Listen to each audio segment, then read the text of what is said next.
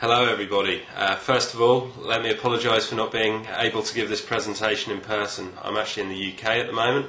Myself and my snowboard are very upset that we can't be down in Queenstown. So let me introduce myself. My name is Roger Kerrison and I work as Sustainable Development Manager for the New Zealand Wine Company, which you probably know better through our main wine brands Grove Mill and Sanctuary. In September last year we became the first wine company in the world to become carbon neutral through the carboNZero program, and in this presentation I'm going to run through our carboNZero commitments and our other sustainability programs.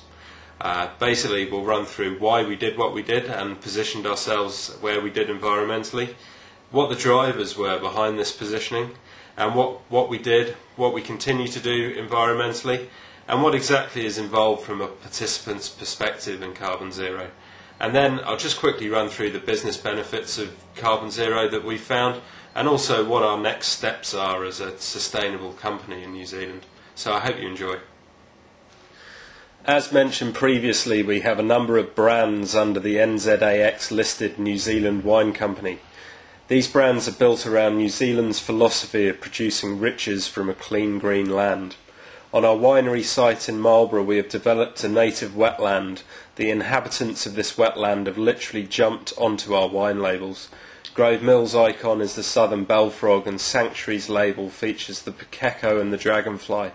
So it is with this rich iconography and history of environmental awareness with it we decided to undertake a project to give these brands total integrity and position them as environmental leaders. We undertook 6 months of research into environmental issues on a global, local and also on an industry level.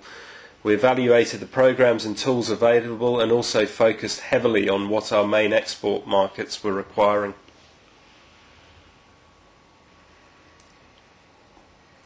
Seen here in what we like to call our economic sustainability model are the environmental programs we chose and how we hope they will filter through the distribution layers and finally reach the end consumer, making us an environmental purchasing preference. This works on a number of different levels, and importantly for us it ties our business objectives into our environmental ones.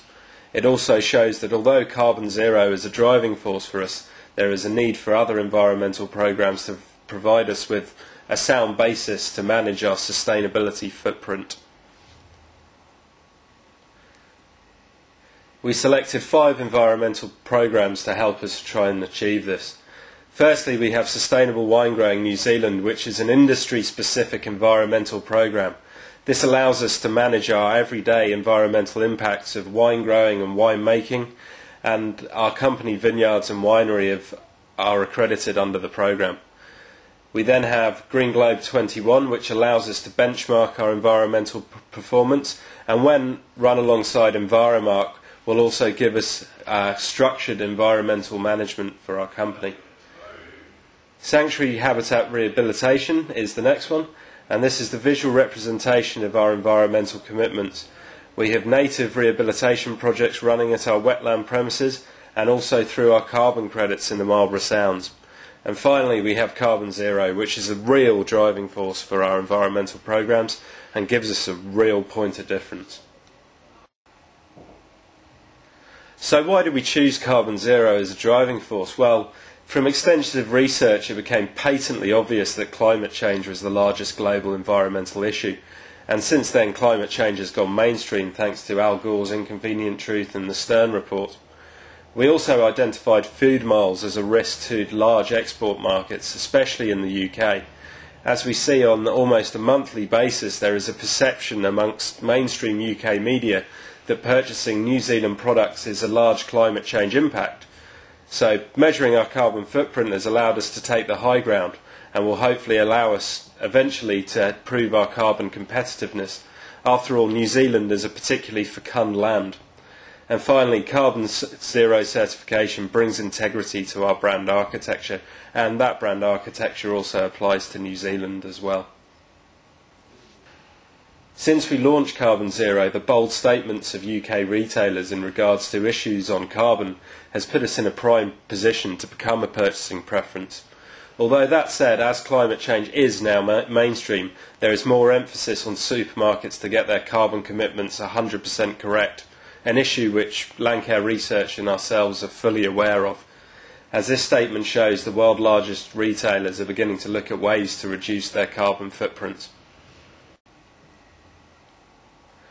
The carboNZero program is built on three concepts: measure, manage and mitigate. So firstly, we measured our carbon footprint. This involved emission scoping and collection and collation of data on a periodic basis. In our case, we measure our footprint on an annual basis. Secondly, we manage our carbon footprint. This means we put in place emissions reduction projects to reduce this carbon footprint. And finally, we mitigated our carbon emissions through an offset scheme.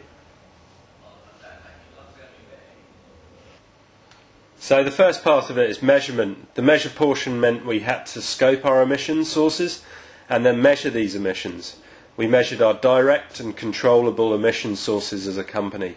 These include diesel, petrol and electricity usage, as well as avgas from company air travel and diesel use from distribution to our destination ports. We elected to include international freight in that footprint as a matter of choice to circumvent the food miles issue. Things we did not include in year one were capital carbon in the form of buildings and equipment, goods, and also the packaging of our wines. And here is our carbon footprint for the financial year ending 2006. Our total emissions were 312 tonnes of CO2 equivalents for a total production of around about 100,000 cases and turnover of just under $10 million. Interestingly enough, you can see that freight is well over a third of our total footprint.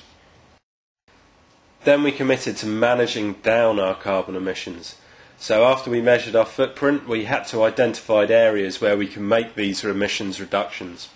This is the most important aspect of the carboNZero program and why it applies big picture thinking. If we as a global community fail to reduce our CO2 emissions by significant volumes in the first half of this century, we are in danger of social and economic failure.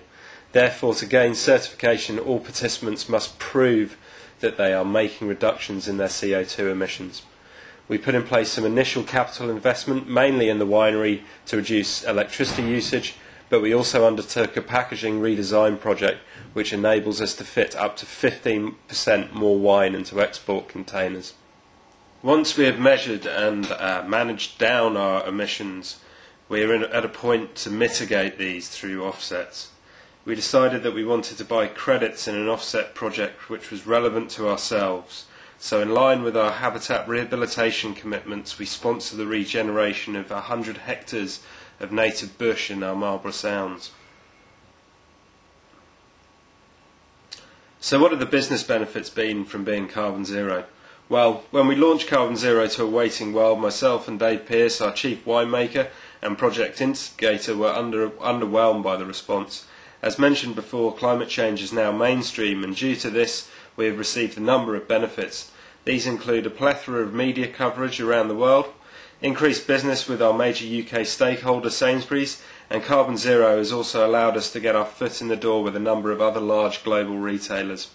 On a direct note, our energy efficiency project saw us reduce electricity usage by 50 kilowatt hours, despite an increase in fruit processed, and the packaging redesign has reduced our freight to port costs by $10,000 annually. Our sustainability projects are constantly evolving. We have a number of goals within the next year and within the 5 years. So what are the next steps for us and our sustainable programs? Well, greening the supply chain is one of our strong ongoing focuses. We have switched our winery electricity over to Meridian Energy, who themselves are carboNZero, and we are looking to include the footprint of our growers' fruit in our emissions profile from this year onwards. We are also going to fund and resource all our contract growers into the sustainable wine growing programme, and in our own vineyards we are going to be rolling out an organics programme. As part of our ongoing carboNZero participation, we have put in place capital expenditure this year for projects to reduce our carbon emissions.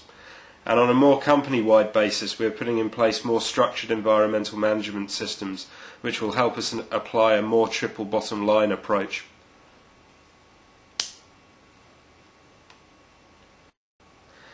And lastly, we're going to use our environmental positioning to add value through the supply chain. further develop our markets and hopefully become that environmental purchasing preference. Thank you for letting me present to you today. I hope you've enjoyed it and it's been informative. If you need any more information or would like to contact me directly, log on to our website at www.gravemill.co.nz, or you can contact me via email at roger@gravemill.co.nz. Enjoy the snow, everybody. See you.